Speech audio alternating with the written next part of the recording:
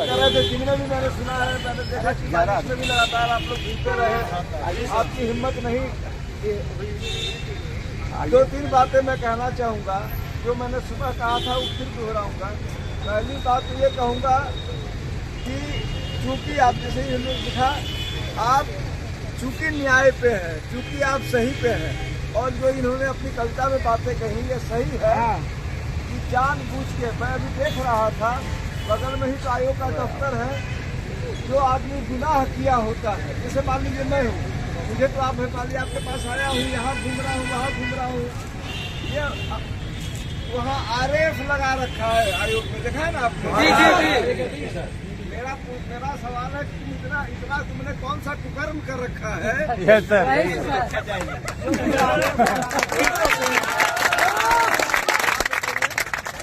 ये तो किसी न किसी कुकर्म के बदले ही ना आरएफ है भाई।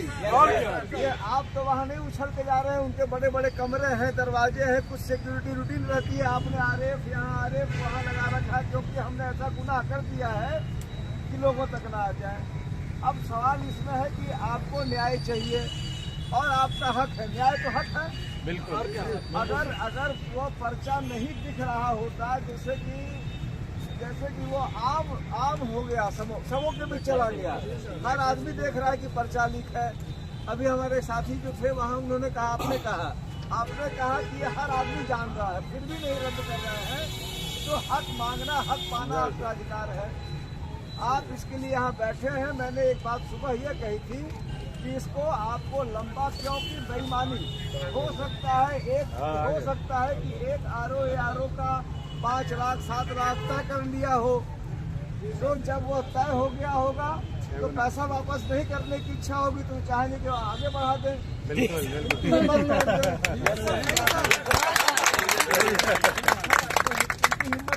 कहानी खत्म हो जाएगी इनकी। आपको वहाँ लड़ाई लड़नी पड़ेगी, लंबी लड़ाई हो सकती है, क्योंकि आप किसी की इच्छा के विरुद्ध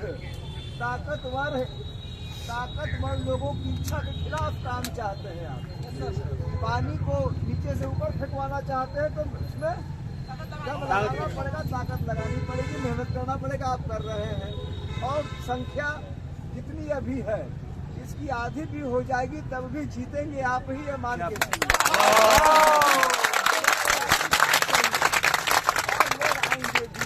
आएंगे क्योंकि आप सच पर रहेंगे, लोग आते रहेंगे, ऐसी बात नहीं है। अरे हम कह रहे हैं इसकी आधी और आधी की आधी भी हो जाएगी तभी जीतेंगे आप ही। लेकिन हमें 2-3 बातें हमने कही थी। एक तो जो भी एविडेंस हो एक बार मुझे भी भेज दो, हम अपने क्या, जैसे मान लीजिए मैं आया, मैंने आपका देखा, लखनऊ में भी मैं निश्चित रूप से जहाँ जहाँ मेरे वश में होगा, कोई विरोध, कोई प्रदर्शन हमारे जो वश में होगा हम करते रहेंगे। साथ ही साथ कोर्ट में भी हम आपके मामले को, अगर आपका आदेश मिल जाएगा, हमने नंबर सुबह दे दिया था, मैं दोबारा अपना नंबर जो साथी चाहे दे रहा हूँ, 94